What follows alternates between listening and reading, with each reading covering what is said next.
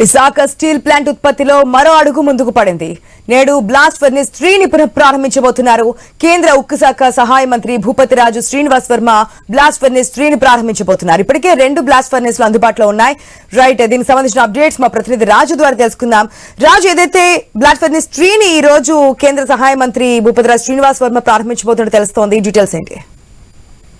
Good morning Harsha. ఏదైతే Visakha steel plant గత కొన్నేళ్లుగా నష్టాల బారిన పడుతున్న నేపథ్యంలో దీన్ని ప్రైవేట్ పరం చేయాలని చెప్పి తీసుకున్న ప్రభుత్వ నిర్ణయాన్ని వ్యతిరేకిస్తూ కార్మికులు చేపట్టిన ఆందోళనలో భాగంగా గత ఎన్నికల్లో ఇచ్చినటువంటి హామీ మేరకు కేంద్ర ప్రభుత్వం దీన్ని ప్రైవేటీకరణ చేయమంటూ హామీ ప్రకటన అయితే జారీ చేసింది. ఈ నేపథ్యంలోనే తిరిగి స్టీల్ ప్లాంట్ ని లాభాల బాట పట్టిస్తామని చెప్పి కూడా హామీ ఇచ్చిన నేపథ్యంలోనే ఇప్పటికే 11,440 కోట్లు స్టీల్ ప్లాంట్ కేటాయించి వాటి సమస్యలు కూడా పరిష్కరించేందుకు చర్యలు చేపడుతున్న నేపథ్యంలోనే ప్రస్తుతం స్టీల్ ప్లాంట్ లో ఉన్నటువంటి ఉత్పత్తి సామర్థ్యాన్ని పెంచడానికి తీసుకుంటున్న చర్యల్లో భాగంగా ఇప్పటికే కేంద్ర మంత్రులు అయితే హామీ ఇవ్వడం జరిగింది. ఈ నేపథ్యంలో ఇక్కడ ఉన్నటువంటి 3వ బ్లాస్ట్ ఫర్నేస్ అంటే ప్రస్తుతం 2 బ్లాస్ట్ ఫర్నేస్లు అయితే పనిచేస్తున్నాయి.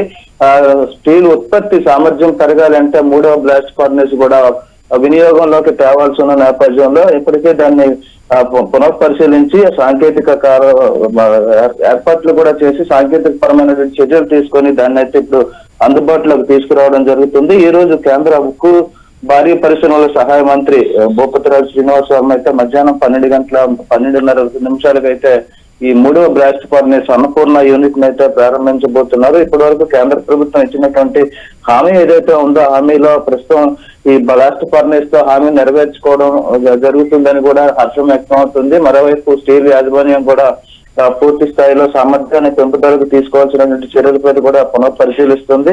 ఇందులో భాగంగా ప్రస్తుతం అయితే 2 ఫర్నేస్లు పనిచేస్తున్న నేపథ్యంలో స్టీల్ సామర్థ్యం తగ్గింది కాబట్టి స్టీల్ సామర్థ్యం ఉత్పత్తి పెంచడం కోసం 3వ ఫర్నేస్ ను ప్రారంభించాల్సి ఉంది అని చెప్పి స్టీల్ యాజమాన్యం ఇప్పటికే కేంద్ర మంత్రికి తెలియజేసిన నేపథ్యంలో గతంలో చేసినటువంటి సమీక్షల ఆధారంగా కూడా 3వ బ్లాస్ట్ ఫర్నేస్ అన్నపూర్ణ యూనిట్ ని అయితే ఈ రోజు ప్రారంభించడం జరుగుతుంది. దీంతో ఉత్పత్తి అయితే భారీగా పెరిగే అవకాశాలు ఉన్నాయి. దీంతో స్టీల్ ప్లాంట్ మళ్ళీ లాభాల బాట పట్టే అవకాశం ఉందని చెప్పి కూడా అధికారులు తెలియజేస్తున్న పరిస్థితి కనిపిస్తుంది. ఇలాంటి పరిస్థితుల్లో ఈ రోజు 3వ ఫర్నేస్ ప్రారంభించుకోవడం అయితే సంతోషకరమైన వార్తగా చెప్పుకోవచ్చు.